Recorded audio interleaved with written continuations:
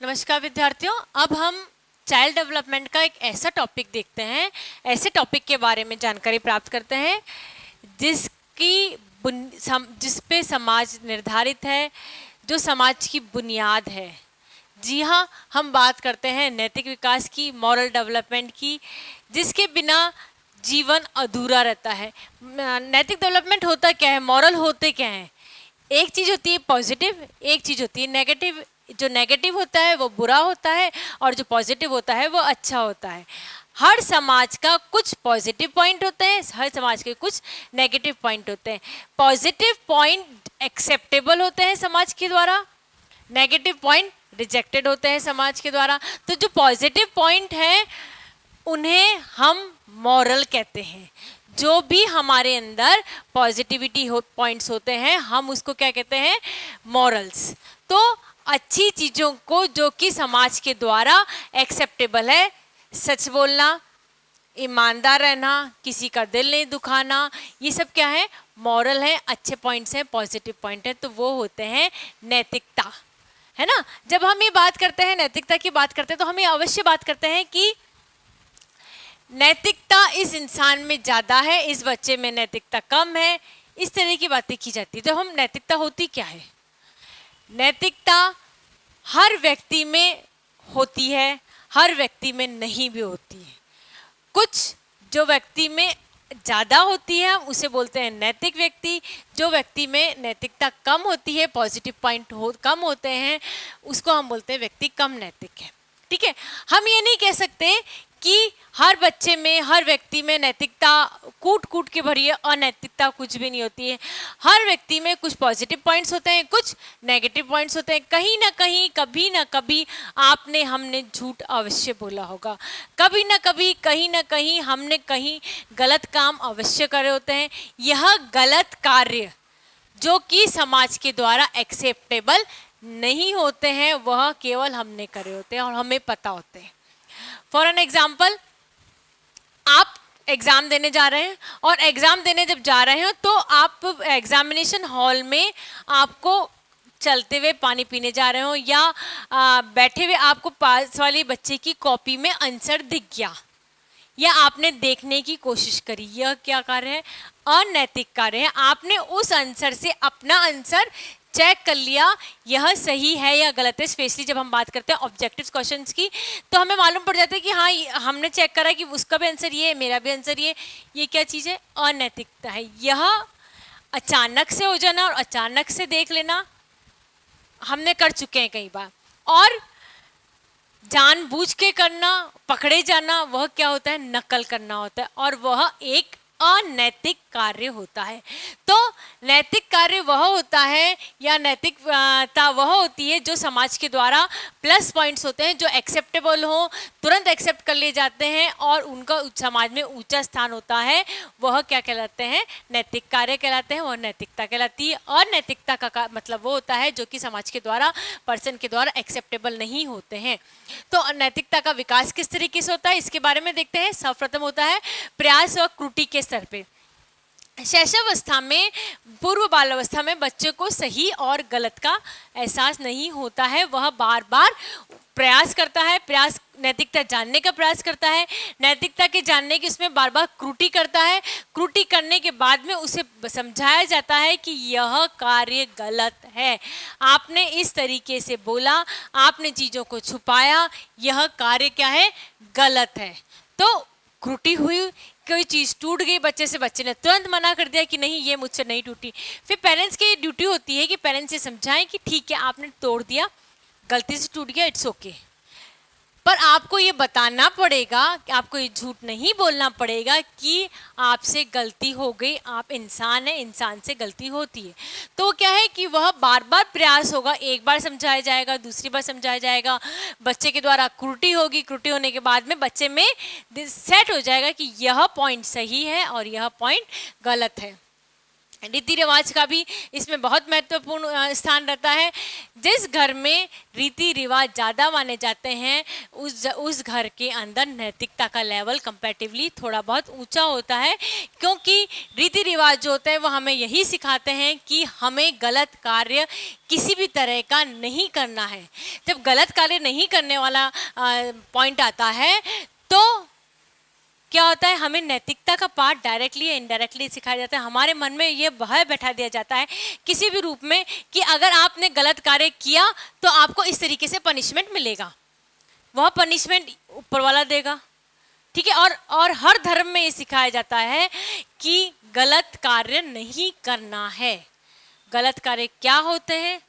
चोरी करना गलत कार्य होता है, किसी का दिल दुखाना गलत कार्य होता है, झूठ बोलना गलत कार्य होता है, किसी को परेशान करना गलत बात होती है, किसी के लिए अपशब्द बोलना यह गलत बात होती है। ये चीज़ें नैतिकता से कोसों दूर होती हैं। तो जितने ज़्यादा रीति रिवाज माने जाते हैं उतने ज़्यादा नैतिकता व्यक्ति में आती है। हम रीति रिवाज किस लिए मानते हैं? चाहे किसी भी धर्म के रीति रिवाज मान लिए जाए, हम रीति रिवाज में केवल ये और यही सिखाते हैं कि गलत कार्य नहीं करने हैं, नैतिकता की तरफ हमें बढ़ना है। कानून की भूमिका, जिस देश में जितना गाढ़ा और जितना अच्छा कानून और जितना मजबूत कानून बनाया गया है गलत कार्य के प्रति, कि यदि इस व्यक्ति ने गलत कार्य किया तो उसके तुरंत ये एक्शन लिया जाएगा उसके प्रति। हम किसी भी देश के या किसी भी कानून के बारे में बात नहीं कर रहे हैं, हम आपको एग्जाम्पल दे रहे हैं कि गलत कार्य करने के प्रति अगर तुरंत सजा मिल जाती है तो व्यक्ति के मन में भय हो जाता है, डर बैठ जाता है कि मुझे गलत कार्य नहीं करना है, तो नैतिकता ज़्यादा ऊंचाइयों पे जाती है। इसलिए कानून की एक बहुत बड़ी भूमिका होती है नैतिकता की तरफ ले जाने के लिए। पुरस्कार और दंड की भूमिका, यह बच्चों में बहुत उपयोग में लाई जाती है। अच्छा कार्य करने पे, सही कार्य करने पे बच्चों को पुरस्कार दिया जाता है। हाँ, आपने यह कार्य सही किया, आपने झूठ बोला, चलिए आप कोने में जाके खड़े हो जाइए, हाथ ऊपर कर लीजिए, चलिए। ये क्या है? गलत कार्य करा, उसका उसे दंड मिला। नैतिकता ये पढ़ा कहती है कि आपको जो आपके टीचर ने होमवर्क दिया है आप उसको नेक्स्ट डे कंप्लीट करके लाइए। अगर आपने कंप्लीट नहीं करा तो क्या हो गया? आपकी लापरवाही है। आपकी लापरवाही है तो आपको पनिशमेंट मिलता है। वर्क नॉट डन कॉपी में नोट कर दिया जाता है, दैट इज पनिशमेंट। अगर आपने टाइम पे काम किया, अच्छी तरीके से काम किया तो गुड मिल जाता है, गुड, वेरी गुड, एक्सीलेंट, जो भी टीचर का आपके वर्क के अकॉर्डिंग दिया जाता है वो देते हैं। तो वो क्या है कि आपने काम सही समय पर सही तरीके से किया तो आपको क्या मिला? पुरस्कार मिला। वही काम आपने गलत तरीके से, गलत ढंग से करा है तो फिर आपको पनिशमेंट मिलता है। तो पुरस्कार और पनिशमेंट का जो प्रोसेस होता है उससे नैतिकता ज़्यादा अच्छी तरीके से सीखने को मिलती है। और हम सभी को पुरस्कार पसंद आता है, दंड किसी को भी पसंद नहीं आता है। इसलिए पुरस्कार प्राप्त करने के लिए हम नैतिकता की राह पे चलते हैं। चाहे आप भले उसे लालच ही कर लें कि हाँ हम लालच में नैतिकता की तरफ चलते हैं, परंतु पुरस्कार के कारण हम नैतिकता का राह को पकड़ते हैं। सामाजिक चेतना की भूमिका, हर समाज के अलग अलग नियम कायदे होते हैं। अब तो हम ये कह सकते हैं कि पूरे देश में एक कानून बना हुआ है, ठीक है।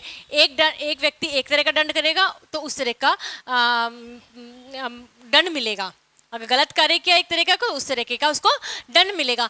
परंतु पहले अगर देखा जाए तो और आज भी हमारे गाँव में ही होता है कि गाँव में पंचायत अलग होती है, वह उसके नियम कायदों के अनुसार पनिशमेंट या सजा देती है अगर व्यक्ति ने अनैतिक कार्य किया है। तो सामाजिक जितना चेतन होगा, सामाजिक जितना जागृत होगा, उतना ज़्यादा व्यक्ति कॉन्शियस हो जाएगा कि नैतिक कार्य करने की तरफ, अनैतिक कार्य को नहीं करने की तरफ। तो सामाजिक चेतना की नैतिकता को करने के लिए बहुत बड़ी भूमिका रहती है।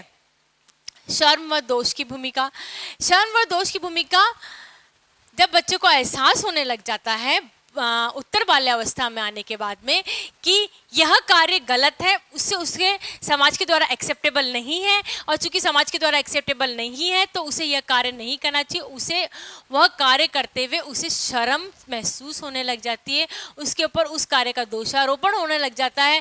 जब बच्चों को यह एहसास होने लग जाता है कि शर्म और दोष उसमें आने लग जाते हैं, तब वह नैतिकता की तरफ चलता है। अगर उसमें किसी भी तरह के गलत कार्य करने के बाद में भी शर्म नहीं महसूस होती है या उसे दोष नहीं लगता है, उस पर दोषारोपण नहीं किया जाता है। जैसे फॉर एन एग्जांपल हम देखें, कई बार क्या होता है कि पेरेंट्स जो होते हैं वो कह देते हैं ठीक है आपने गलत काम किया, इग्नोर कर दो, कोई बात नहीं, क्योंकि वो बच्चा इकलौता होता है और XYZ उसके पीछे बहुत सारे कारण होते हैं। अगर बच्चे की गलती को इग्नोर कर दिया जाए, उसको दोषारोपण नहीं दिया जाए कि हाँ आपने एक गलत काम किया है, तो वह गलत कार्य के ट्रैक की तरफ ही जाएगा। तो बच्चों को नैतिकता का पाठ पढ़ाने के लिए उन्हें यह बताना बहुत आवश्यक होता है कि उसमें वह दोष उपलब्ध है, उसने यह कार्य गलत तरीके से करा है। मॉरल डेवलपमेंट, नैतिक डेवलपमेंट का हमारे जीवन में क्या महत्व होता है? सबसे पहला होता है कि यह चरित्र निर्माण में बहुत ही महत्वपूर्ण स्थान रखता है। बच्चों का चरित्र बचपन में ही निर्माण हो सकता है, बड़े होने के पश्चात किसी का भी चरित्र निर्माण नहीं हो सकता है, क्योंकि जिस सांचे में वो बच्चा ढल जाता है वह सांचे में ही उसका निर्माण होता है, उसी पथ पे वह गति कर सकता है। इसलिए बच्चे के निर्माण हेतु, बच्चे के चरित्र निर्माण हेतु बचपन से ही मेहनत करनी पड़ती है। और बच्चे का चरित्र अच्छा जब होगा जब उसका नैतिक मूल्य अच्छे होंगे, जब उसके नैतिक मूल्यों के ऊपर उसकी नींव रखी जाती है। जितने नैतिक मूल्य होते हैं उतने ही चरित्र निर्माण अच्छा होता है। समाजीकरण में सहायक, समाजीकरण से तात्पर्य होता है कि हम एक समाज में रहते हैं और समाज परिवार से मिलके बना होता है और परिवार सदस्यों से मिलके बना होता है। तो समाजीकरण में जितना ज़्यादा नैतिकता मौजूद होती है, समाज में जितने ज़्यादा नैतिक व्यक्ति मौजूद होते हैं, उतना समाज ज़्यादा सुदृढ़ और निश्चित होता है। इसलिए समाज को दृढ़ बनाने के लिए समाजीकरण का निर्माण हेतु नैतिक मूल्यों की बहुत आवश्यकता होती है। जितने नैतिक मूल्य होंगे उतना अच्छा समाज होगा, या समाज होंगे तो नैतिक मूल्य होंगे, दोनों आपस में एक दूसरे से डायरेक्टली रिलेटेड होते हैं। जागरूकता में सहायक, नैतिक मूल्यों से व्यक्ति को ये मालूम हो जाता है कि यह चीज़ अच्छी है और यह चीज़ बुरी है, यह चीज़ कार्य करने लायक है और यह कार्य करने लायक नहीं होता है। मैं की ज्ञान, मैं अच्छा हूँ मैं बुरा हूँ, इसका ज्ञान किससे होता है? नैतिक मूल्यों से। अगर नैतिक मूल्य अच्छे होंगे तो व्यक्ति अपने आप ये महसूस करने लग जाता है कि वह व्यक्ति अच्छा है, उसके अंदर नैतिक गुण अच्छे होते हैं, वह जागरूकता की तरफ उसके कदम बढ़ते जाते हैं। व्यक्तित्व विकास के लिए, व्यक्तित्व का विकास कब होता है? पर्सनालिटी डेवलपमेंट की जब हम बात करते हैं तो पर्सनालिटी व्यक्ति की तब बनी जाती है जब व्यक्ति में ज़्यादा से ज़्यादा नैतिक गुण होते हैं। एक्सेप्टेबल पर्सनालिटी वह होती है जिसके अंदर नैतिक गुण ज़्यादा अच्छे होते हैं या नैतिक गुणों का भरमार होती है, तभी वो पर्सनालिटी अच्छी मानी जाती है, एप्लीकेबल होती है समाज के अंदर। तो व्यक्तित्व विकास के लिए नैतिक विकास का होना परम आवश्यक होता है। सुरक्षा की भावना के लिए, जो व्यक्ति जितना नैतिक गुणों से भरपूर होगा उसमें उतनी सुरक्षा की भावना महसूस होगी।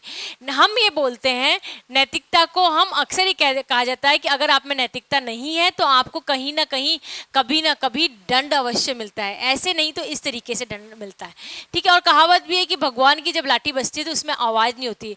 तो एक तरीके से ये मन में डर बैठा रहता है, असुरक्षा की भावना होती है कि अगर हमने गलत कार्य किया तो हमारे साथ इस तरीके का हो सकता है, तो वह हमारे में असुरक्षा की भावना पैदा होती है। वहीं अगर नैतिकता है व्यक्ति में तो क्या होता है, उसके अंदर सुरक्षा की भावना बढ़ती है, और सुरक्षा की अगर भावना होगी तो नो डाउट व्यक्तित्व का विकास बहुत अच्छा होता है, समाजीकरण बहुत अच्छा होता है और व्यक्ति का चरित्र का निर्माण अच्छा होता है। तो नैतिक मूल्यों को, नैतिक विकास यदि अच्छा होगा तो व्यक्ति का अपने आप पर्सनैलिटी डेवलपमेंट अच्छा होता है। सही निर्णय में सहायक, बिल्कुल सही निर्णय में इस तरह सहायक होते हैं कि क्या सही है क्या गलत है, क्या अच्छा है क्या बुरा है, क्या फ्यूचर के लिए अच्छा है क्या फ्यूचर के लिए बुरा है, क्या समाज के द्वारा एक्सेप्टेबल है क्या समाज के द्वारा एक्सेप्टेबल नहीं है। इसका निर्णय कौन करता है? नैतिक विकास करता है कि किसका कौन एक्सेप्टेबल है कौन एक्सेप्टेबल नहीं है, किस चीज़ का निर्णय क्या करता है? नैतिक मूल्य करते हैं। तो जो अगर नैतिक मूल्य सही होंगे, एक्सेप्टेबल होते हैं, नैतिक मूल्य गलत होते हैं तो वो नॉन एक्सेप्टेबल होते हैं। इसका निर्णय में ये सहायक होता है, नैतिक मूल्य निर्णय लेने में सहायक होते हैं। अब हमें देखते हैं कि नैतिक मूल्य के प्रतिमान क्या होते हैं। नैतिक मूल्यों के मुख्यतः दो प्रतिमान हैं। एक होता है नैतिक व्यवहार का विकास और दूसरा होता है नैतिक प्रत्ययों का विकास। नैतिक व्यवहार के विकास में मुख्यतः 3 पॉइंट्स आते हैं। एक होता है प्रयत्न एवं भूल, प्रत्यक्ष शिक्षण और तदामीकरण। तो हम पहला पॉइंट डिस्कस करते हैं, प्रयत्न एवं भूल। अगर प्रयत्न किया जाए और भूल हो जाए तो इट्स ओके, है ना। हमें बताया जाता है, बार बार रिपीट किया जाता है कि आप यह बात गलत है, यह बात सही है। अगर भूलवश भूल हो जाए तो सही, कोई बात नहीं, पर अगर जानबूझ के भूल हो जाए, गलत कार्य किए जाए तो वह एक दंडनीय अपराध होता है। तो बार बार प्रयत्न करके, रिपीट करके नैतिक मूल्यों को सिखाया जाता है कि यह कार्य गलत है और यह कार्य सही है। प्रत्यक्ष शिक्षण में हम कार्य करके नहीं सिखाते बच्चे को, ठीक है। हम क्या करते हैं, बच्चे को शिक्षा देके, नैतिक शिक्षा, जैसे कि आपने देखा होगा स्कूल्स में एक नैतिक शिक्षा का पाठ पढ़ता है, चलता है, जिसके अंदर बच्चों को अच्छी अच्छी कहानियाँ सुनाई जाती हैं, उनके मॉरल्स के बारे में बताया जाता है। उनसे होमवर्क में कहा जाता है कि आप मॉरल लिख के लाइए, आप प्रेयर लिख के लाइए, इस तरह की बातें बताई जाती है। दैट इज नैतिक शिक्षा। तो उनको बार बार ये बताया जाता है झूठ बोलना गलत है, झूठ बोलना गलत है, चोरी करना पाप है, इस तरह की बातें बार बार रिपीट की जाती है। और रिपीट करने के बाद उनके दिल दिमाग में ये बात बैठ जाती है कि झूठ बोलना गलत बात है, चोरी करना गलत बात है। तो प्रत्यक्ष प्रशिक्षण दिया जाता है, शिक्षण दिया जाता है, उनको रिपीट किया जाता है, हर जगह रिपीट किया जाता है। समाज के सदस्यों द्वारा भी रिपीट किया जाता है, परिवार के सदस्यों के द्वारा भी रिपीट किया जाता है, स्कूल में भी रिपीट किया जाता है। तो उनके दिमाग में ये बात बैठ जाती है कि यह कार्य गलत है। तो शिक्षण के द्वारा भी हम नैतिक शिक्षा का विकास कर सकते हैं। तदामीकरण का तात्पर्य होता है कि अनुसरण करना। इसमें जो व्यक्ति को एक आसपास बच्चा क्या करता है कि कोई भी व्यक्ति होता है उसको अपना रोल मॉडल बना लेता है, अपना हीरो बना लेता है। फिर वह जो कार्य करता है वह उसे लगता है कि हाँ इसने ये कार्य करा, यह समाज के द्वारा एक्सेप्टेबल है, या समाज में उस व्यक्ति को इमेजिनेशन हीरो बना लेता है जो समाज के द्वारा बहुत ज़्यादा एक्सेप्टेबल है। तो वो देखता है कि ये समाज के द्वारा क्यों एक्सेप्टेबल, उसमें ये पॉइंट्स होते हैं, ठीक है। क्योंकि उसके अंदर सच बोलना, दूसरों की सेवा करना, इस तरह के पॉइंट्स हैं, दूसरों के घर जाके मदद करना, ये पॉइंट्स हैं उसके अंदर। तो वह चाहता है कि वह भी समाज में बहुत फेमस हो, सोसाइटी में उसका भी बहुत नाम हो। तो वह भी इन पॉइंट्स को ग्रैप्स कर लेता है, इन पॉइंट को इकट्ठे कर लेता है, अपने अंदर समाहित कर लेता है और उसके अंदर नैतिक मूल्य आ जाते हैं। तो हमने देखा 3 तरीके से नैतिक मूल्यों का डेवलपमेंट कर लेते हैं, किया जा सकता है। एक होता है प्रयत्न एवं भूल की तरह, जिसमें प्रैक्टिकली बताया जाता है कि हाँ आपने ये काम कर दिया, आपने ये काम सही करा और आपने ये काम गलत करा। काम करने के पश्चात बच्चे को शिक्षा दी जाती है कि यह काम ऐसे होना चाहिए, यह काम सही होना चाहिए और यह काम गलत हो गया है। नेक्स्ट में प्रत्येक शिक्षण में बार बार चीज़ों को शिक्षा दी जाती है, बार बार रिपीट किया जाता है कार्य होने से पहले, है ना, कि आपको यह कार्य नहीं करना है, इसके बारे में शिक्षा दी जाती है। आपको यह कार्य करना है, इसके बारे में परिस्थिति आने से पहले ही शिक्षा दी जाती है।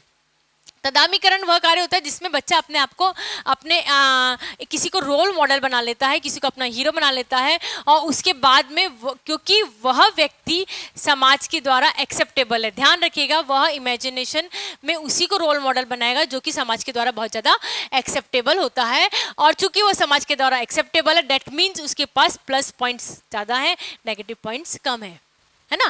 क्योंकि प्लस पॉइंट्स नैतिक शिक्षा के उसमें ज़्यादा है तो बच्चा उसके द्वारा सीख के बढ़ता है। नैतिक प्रत्ययों का विकास, जी हाँ, नैतिक प्रत्ययों का विकास भी किया जा सकता है, उनको सिखाया भी जा सकता है, उनका शिक्षण भी दिया जा सकता है, उनकी अलग क्लास भी ली जा सकती है। जैसे कि हमने देखा है स्कूल में जो होता है वह अलग से क्लास लेके अलग से चीज़ों को समझाया जाता है कि यह ऐसा कार्य करना चाहिए, ऐसा कार्य नहीं करना चाहिए। इसका एक एग्जाम्पल ये भी है कि आजकल हर समाज समाज में अलग अलग हर समाज वाले अपने समाज को बढ़ावा देने के लिए बच्चों को अपने रीति रिवाज सिखाने के लिए अलग से ले जाके शिक्षा देते हैं कि this is the right points and these are the wrong points. आपको यह कार्य करना चाहिए, आपको यह कार्य नहीं करना चाहिए। जब हम कार्य करना चाहिए की बात करते हैं तो हम अच्छे कार्यों की बात करते हैं, नैतिक मूल्यों को बढ़ावा करने के लिए बात करते हैं।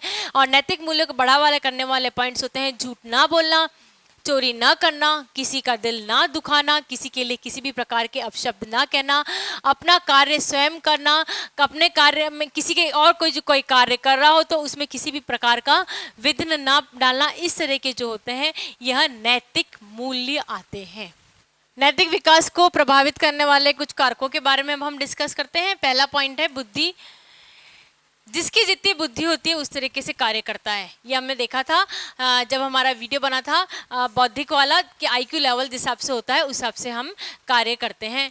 तो यदि बुद्धि बहुत बढ़िया है, आईक्यू लेवल अच्छा है, सामान्य से ज़्यादा बुद्धि है, तो वह चीज़ों को देख के समझ लेता है बच्चा कि यह पॉइंट अच्छा है, यह पॉइंट गलत है। अब सामान्य से यदि आईक्यू लेवल कम है तो उसे यह गलत कार्य कर भी रहा होगा तो उसे ये समझ में नहीं आएगा कि मेरा नैतिक विकास हो रहा है अथवा नहीं हो रहा है।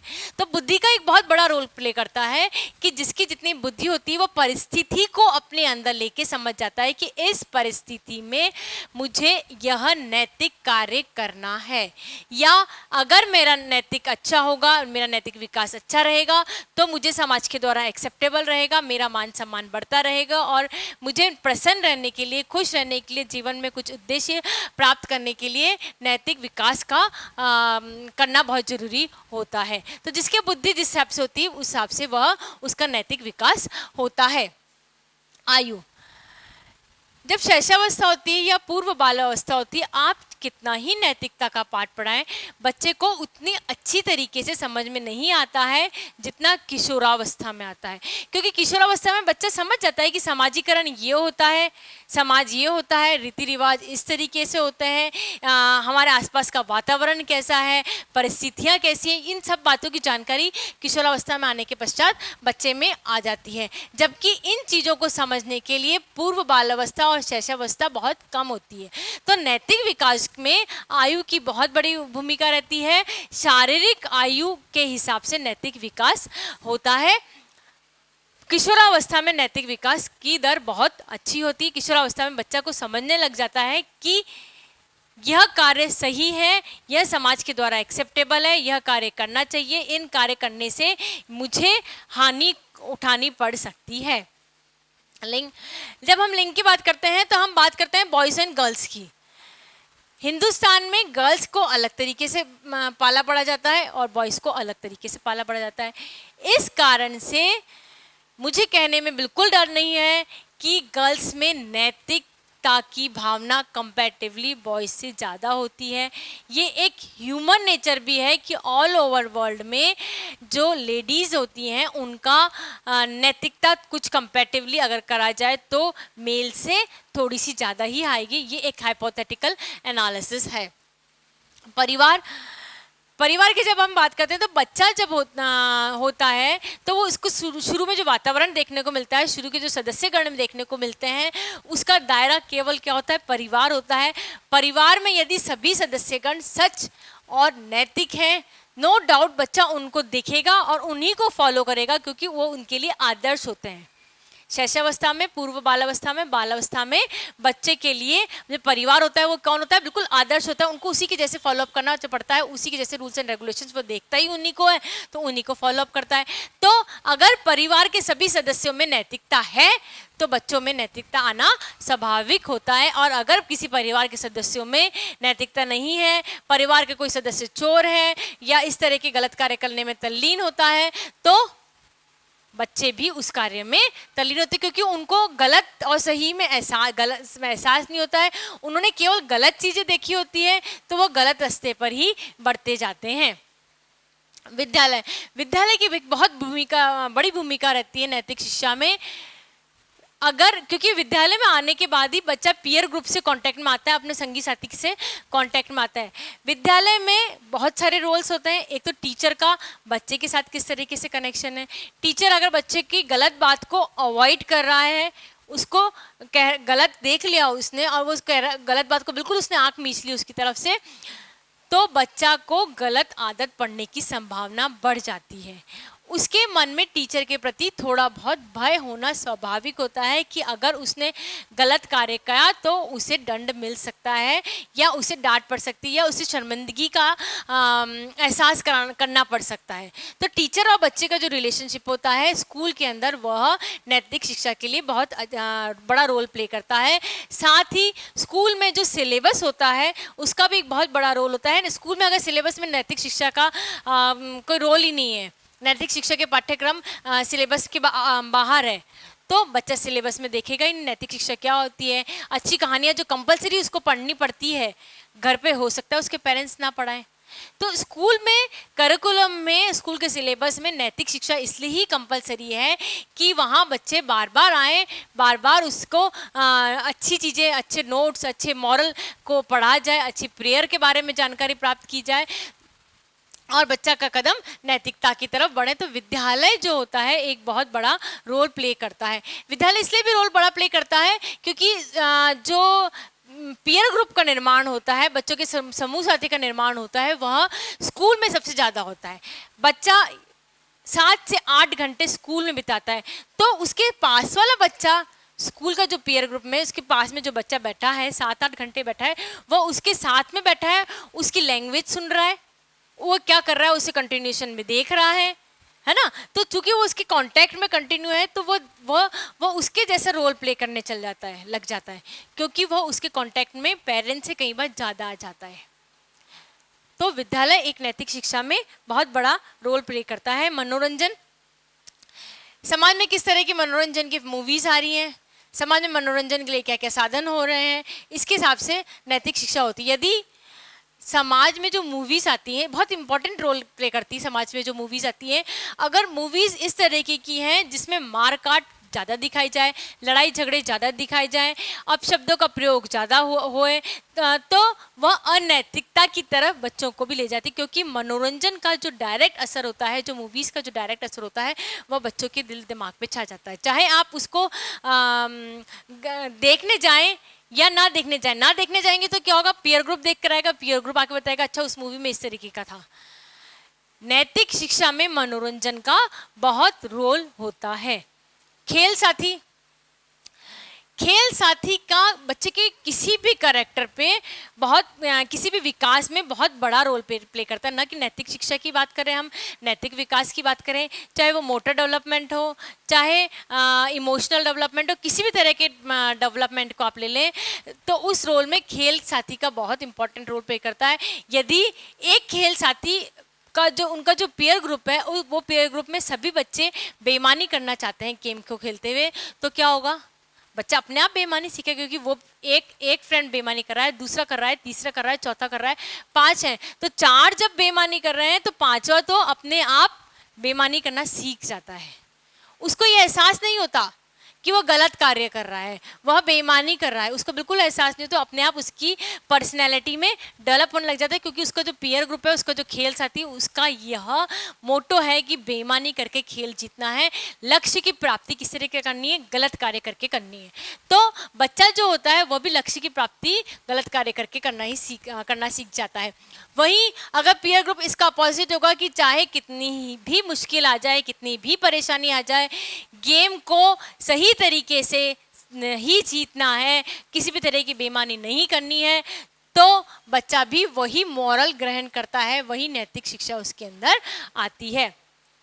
पड़ोस का से तात्पर्य होता है कि हमारे आसपास का वातावरण कैसा है, हमारे आसपास के संगी साथी रहने वाले, परिवार नो डाउट बहुत अच्छा है, परिवार के सदस्य बहुत अच्छे हैं, सबकी नैतिक व्यवहार बहुत अच्छा है, परंतु परिवार के जो इधर वाले पड़ोसी और जो इधर वाले पड़ोसी, वह उनका नैतिक मूल्य गिरा हुआ है, वह गलत कार्य करने में लिप्त है। कुछ ना कुछ वातावरण का असर बच्चे के ऊपर आ ही जाता है। दोनों पड़ोस गलत है, तो बच्चा किसी न किसी तरीके से देखता है और वो देखता है कि ये बात हमेशा ध्यान रखिए कि जो जो अनैतिक कार्य करते हैं उनका रास्ता छोटा होता है। लक्ष्य प्राप्त करने के लिए उन्हें उनका जो लक्ष्य रास्ता होता है वो छोटा होता है और जल्दी पहुंचने का होता है। सत्य की तरफ चलने के लिए हमेशा रास्ता लंबा होगा और उसमें बहुत कठिनाइयाँ होंगी। चूँकि लंबा रास्ता, कठिनाइयाँ, अधिक समय, बच्चा क्या चुन लेता है? छोटा रास्ता, कम समय। और वो देख रहा होता है कि पड़ोस में छोटा रास्ता और कम समय है, तो हमें वही रास्ता चुन लेना होता है। तो पड़ोस का बहुत बड़ा रोल प्ले करता है। नेक्स्ट पॉइंट है जन माध्यम। जन माध्यम से तात्पर्य कि आपके जो संचार के क्या साधन है? संचार के साधन हमारे पास है टीवी, हमारे पास है न्यूज़पेपर। अगर नेगेटिव न्यूज़ आई कि इसने इस अपनी जैसे हम अक्सर अखबार में देखते हैं कि बच्चे ने अपने पेरेंट्स का कत्ल करा, है ना, और उसका पुरजोर विरोध हुआ और उस बच्चे को इस तरीके की सजा मिली, ठीक है, तो वह क्या हुआ? बच्चे के दिमाग में सेट हो गया कि अगर कोई गलत काम किया तो उसकी सजा मिलेगी। वहीं अगर उस न्यूज़ में आया कि किया और उसको कोई भी सजा नहीं मिली, तो बच्चा को लगेगा ठीक है, इट्स ओके, समाज के द्वारा एक्सेप्टेबल है। हम नैतिक कार्य को किसको मानते हैं? जो समाज के द्वारा एक्सेप्टेबल है।